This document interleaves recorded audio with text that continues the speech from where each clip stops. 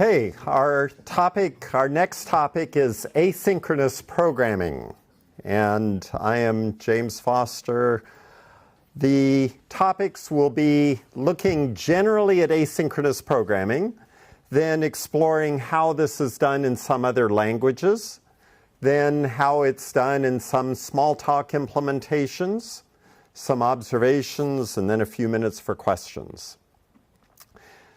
There's something called futures and promises that are available in many environments. To look at that, we're going to start with just an idea of the traditional synchronous programming. One line after another, wait for things to be done. So in that case, we just have call one method, call another method, and call another method, continuing like that. In some languages, Java is particularly popular with this. It's possible to fork and have another thread that executes in parallel. So here we would be non-blocking. We would just take the fork, run it to another thread, and then execute in parallel. In Smalltalk, we generally don't have that capability. So what we have instead is not parallel, but concurrent, where you are going to be starting up a second process, then in the Smalltalk language of processes, then that process can run and the process scheduler will shift, let them run in alternating ways. In any case, you often will want to do some sort of synchronization at the end, where after some other task has run, we come back and join or wait for a result. A common use case for any of these concepts is a web browser, or a web server. And I've taken this from tutorialsteacher.com, where they describe a Node.js server, a C++ thread pool, and other ideas. But the general approach is we have a server with a thread. The thread listens for requests, accepts requests, and then passes the request off to an asynchronous job that will pass the requests to workers. So the worker will then do something which frees up the primary thread to accept another request, which it might be able to handle quickly, so it doesn't send it off to a worker thread. Then when the worker thread is done, it will send a result back to the primary thread, which will then send the request back. So here we've avoided blocking. I'm going to look at some of these ideas with Gemstone. And what I have done is, enlarge this a bit, I've started up a synchronous web server that happens to be listening and responding. So with that, I can go to localhost 8888, and here I have a Gemstone backend listening for requests. And if you say 3 + 5 and post that, you'll get an 8. We could do something similar in Postman just to see how it does it. So I'm going to say add x and y = 300. And if I send that, I get a response with a sum of 400. And that took, Postman says, 8 milliseconds. I have another example. Rather than add, I can have something that simulates a long-running application or task, where we're going to say sleep for ms equals 20. So something that takes 20 milliseconds. And so here you can see that instead of taking 8 milliseconds, it took 25 milliseconds. So this is something that takes a bit longer. I can run a client application that attempts to communicate to the server and just says, give me back several calculations. So here, running simply on my laptop, I am getting 1,700 AJAX requests per second coming to my Gemstone backend. Those are AJAX, like just add 2 numbers. There's no commits or any sort of sophisticated processing here. It's just add 2 numbers, give me back the result. I can also run files, and so in this case, I'm serving up an index.html file, and that one is getting 1,600 requests per second. So overall, we're getting quite nice performance. If I switch this so that instead of doing the addition, I'm now doing a sleep, and save that, and then run that again. Now, a sleep with a 2 millisecond timeout is going a bit more slowly. We're getting 200 requests per second and still 1,500 on the file requests because I'm not doing any sleeps on that. So here, if I were to increase the timeout with sequential accesses, it would go appreciably slower. So if I change this to 4 or 8 milliseconds, we would be cutting down to 100 or maybe 50. Now, here I'm going to switch, and instead of doing a synchronous sample, I'm going to run asynchronous. And I'm going to start up 8 gems. And then I'm going to run an asynchronous test where I'm going to submit as, again, 2,000 requests for just add 2 numbers, running them against 8 gems that are running as worker threads as shown in that image. So here we're running just the basic add async, and that handled 453 requests per second. If I switch to simulating something that takes longer,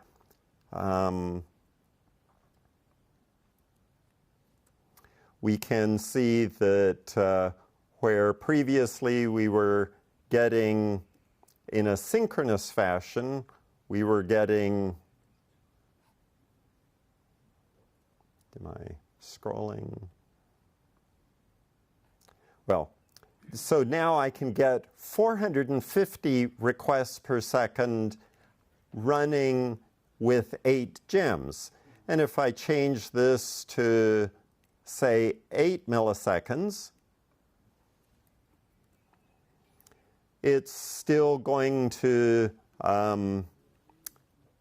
it's going to have fewer requests per second, but we will still have substantial throughput. I'm hoping. Okay, so we have 100 requests per second when they take 8 milliseconds. And as compared to about 100 requests per second when it was 2 milliseconds on the using the synchronous. So that's an example of what one would like to achieve. Now, futures and promises. There's lots of more computer science-y definitions. I'm taking one from Wikipedia that just says a lot of these things refer to the same concept. There's subtle differences, but it's essentially an object that acts as a proxy for a result that is initially unknown because the computation hasn't been completed.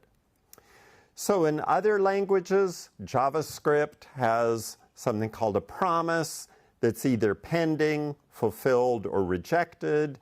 Pending is it's started, fulfilled, it's completed successfully, rejected is there was an error.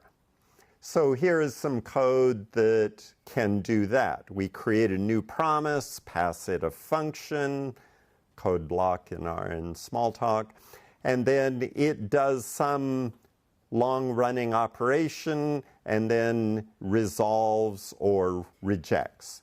And so then you can call the promise and pass it again to anonymous functions that will get past either the value or an error. So we can create, consume, chain promises, allows them to be done in sequence, and some people have said this avoids the nested callbacks and those complications. Python has a similar concept. We can bring in a package called concurrent and futures, load a thread pool executor, pass it some tasks, and then it will give back the results. That's with the thread pool. We can also just take a bit more of a simple model and set up a function that's defined to be asynchronous that will have some sleep and then set a future result. Here we create a future, set its result, and wait for it. So that again would be a Python example. Here's an example I found for Java where there's a completable future class that can be passed. So we supply an async anonymous function that sleeps and then returns hello, and we can get the future and then apply something else to it, and this will print hello world after 1 second. So Java. Dart is the one I'm most familiar with. In Dart, a long-running method should be or is annotated with async, and an async returns a future. The future will either be a normal result or an error. And then instead of adding a call, or you can add a callback to a future, either a then or a error handler, or you can simply await for it. Now, the await is something that you should not do in the main UI thread, of course, but in the background, this lets you write essentially sequential blocking code, which is much easier to understand and deal with. So here is an example. Fetch user order is something that runs in the background. simulate a network request, so we're awaiting a future delay 2 seconds and then return cappuccino. Then main is fetching the user order. We await this and then return it. So that allows us to turn what are blocking things, still blocking, but into a more linear sort of sequential. So, small talk, not exhaustive. We have the VAST platform, which I have an example here that experts may well be able to critique quite well. To avoid blocking the user interface, I have this code that I didn't want to repeat 6 times. So here we're going to execute in the UI something.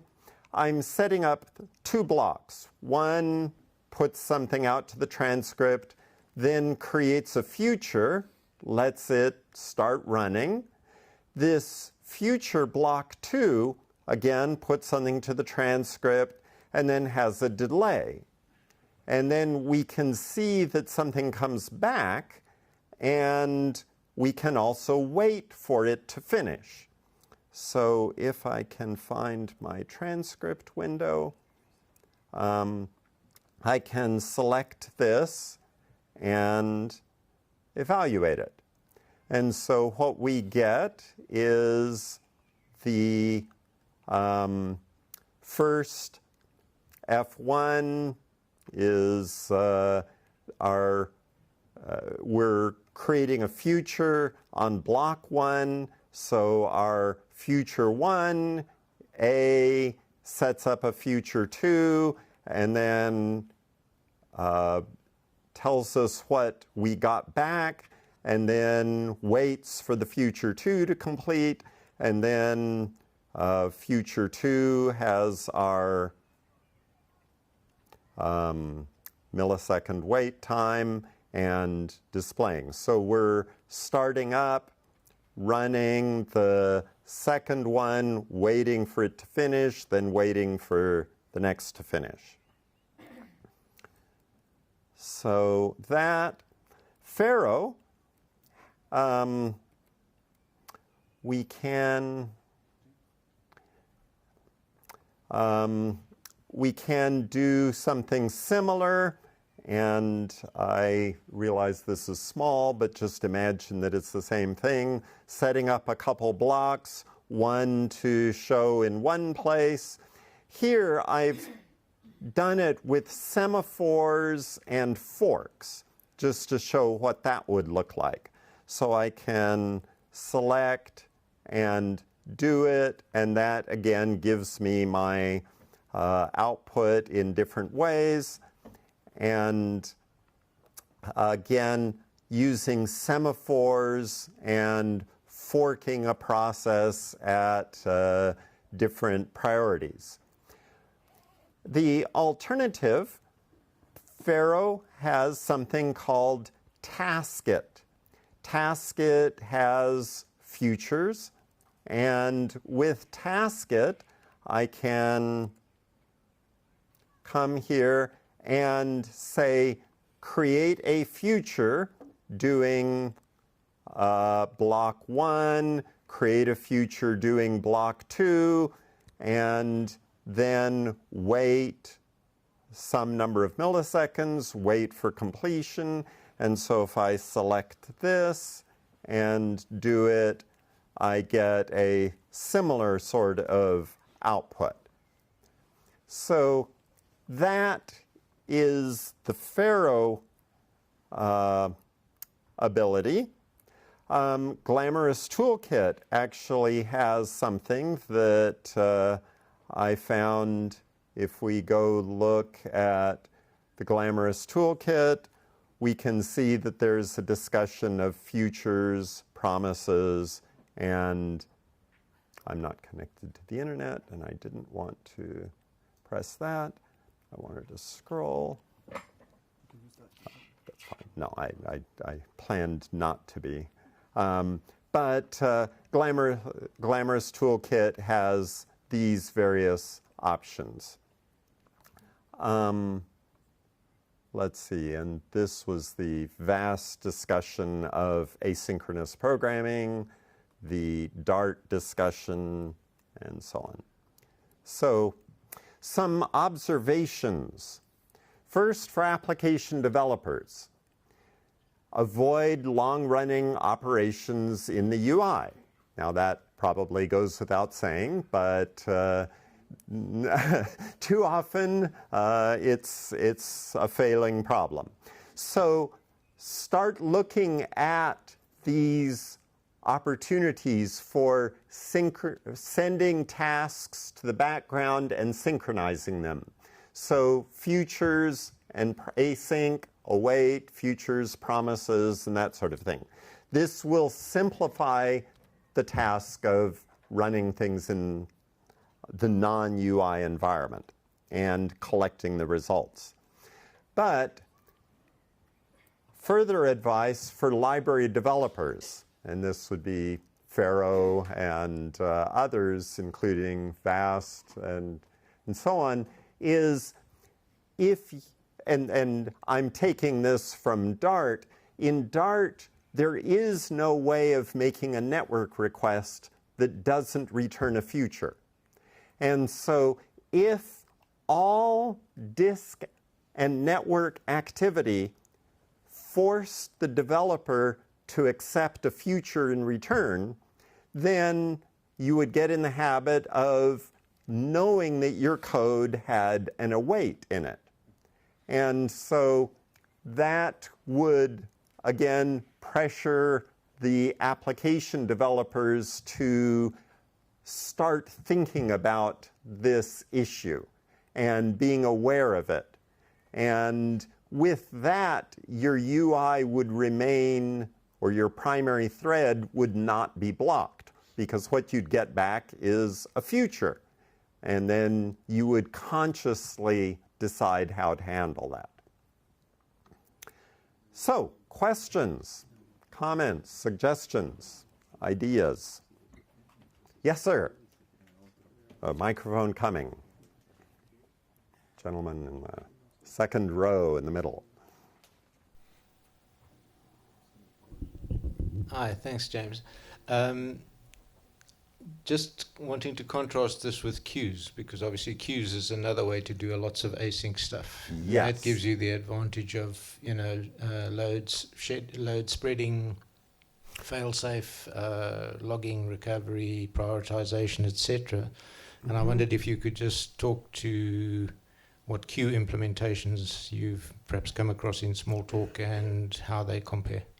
So how do we handle queuing is an alternative, and this idea of worker threads. So in Pharo, I must say that when I first started looking at the TK or Tasket, I thought it was a bit overly complicated, and that might still be a comment. But there are several different types of workers, and including a queuing task worker. And so you can configure your tasks to run on particular queues. You can monitor them for how they're doing. They'll set up this many background threads to manage them, and so on. So yes, this is something that provides that. From Pharo, you'd still be in one operating system. Of course, with Pharo, you're still in one operating system process and single-threaded. And for most Smalltalks, that will be the case. I'm thinking of externalizing the queues and running multiple. Yes. That's going to be more complicated to externalize the queues and run multiple Smalltalks. Now, that's something I've demoed in Gemstone, but it will be a bigger task in other environments. And even my implementation is not fully featured of the workers and queues and tasks and so on, but a proof of concept demo. Yes?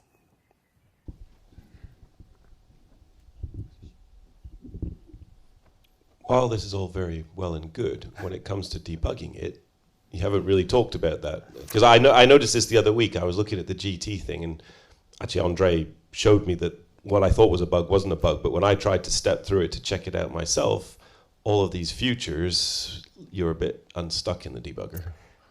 That would okay, are you stuck in the debugger? And again, Pharaoh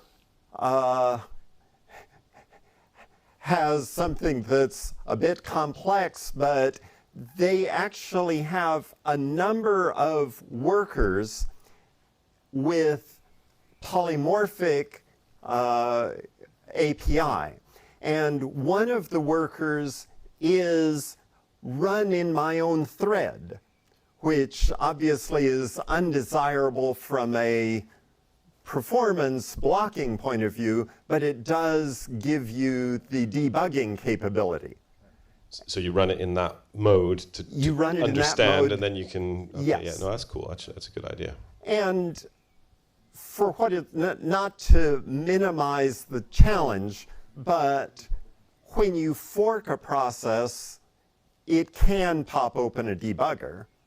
And so this would be really not much different. And in fact, in most implementations, I think the debugged process must be in the background so that the UI can interact with it. I wonder if, like Stephen, who's not here, when he talks about object-centric debugging, I think there's, there's probably like a future-centric debugging or something. Yes. Because what I hit was step, step, step, go to step through. It's like, oh, hang on a second, that's gone off and already started doing things, and now you're a little bit lost and you can't really see what each of these things is doing. And so you need another mode for debugging this, I think. Yes, any job that you send to anytime you have a fork, you should put a breakpoint before you hit step inside the thing that's forked. Of course, you're merrily. There's like, yes. I'll just come. Yeah. Thank you, Seth, for your help on getting things going here. Of course. The issue of debugging is really interesting with futures.